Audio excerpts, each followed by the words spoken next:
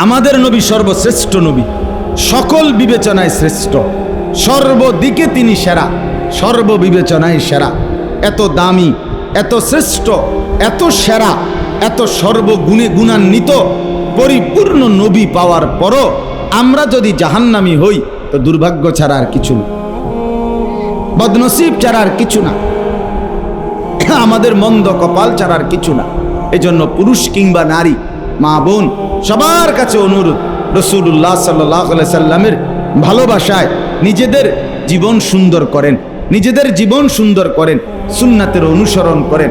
আমার খুলনার হযরত, বাংলাদেশের একজন অন্যতম শ্রেষ্ঠ বুজুর্গ, যিনি পাকিস্তান করাচির বিশ্ববিখ্যাত বুজুর্গ কুতবে আলম আরিফ বিল্লাহ হযরত মাওলানা শাহ হাকিম মোহাম্মদ আখতার রহমতুল্লাহ আলাইহির খলিফা, খুলনার শায়েখ আরিফ বিল্লাহ হযরত মাওলানা মুফতি নুরুল আমিন সাহেব হযরত বলছেন, নবীজির মহব্বত বাড়ে 5টি কাজে। এই শেষ কথা এটা বল, কয় কাজে? 5 কাজে নবীজির ভালোবাসা বাড়ে, মহব্বত বাড়ে। 1 নাম্বার, প্রত্যেক সোমবারে রোজা রাখা, যেটাই বললো না, এটা 1 নাম্বার।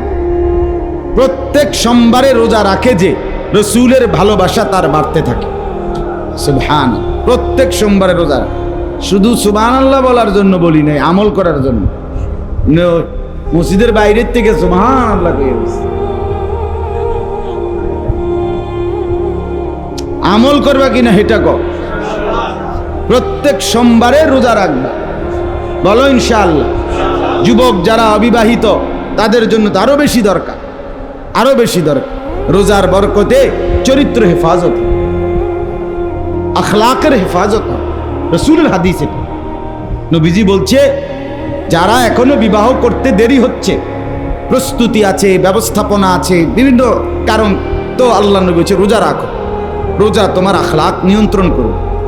এজন্য রাসূলুল্লাহ সাল্লাল্লাহু আলাইহি সাল্লামের ভালোবাসা বৃদ্ধির জন্য 1 নম্বরে প্রত্যেক সোমবারে কি রাখা?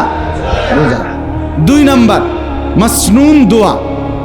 সকালবেলা ঘুম থেকে উঠে আবার রাত্রিবেলা ঘুম যাওয়া পর্যন্ত আমি যা যা করি, আমরা প্রত্যেক কাজের ক্ষেত্রে নবীজির শিখানো দোয়া আছে, আছে কিনা বলেন?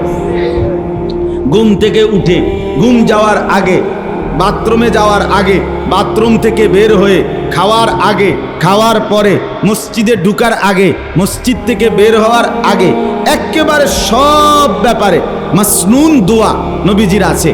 যে ব্যক্তি এই দোয়াগুলো শিখে শিখে পড়তে থাকে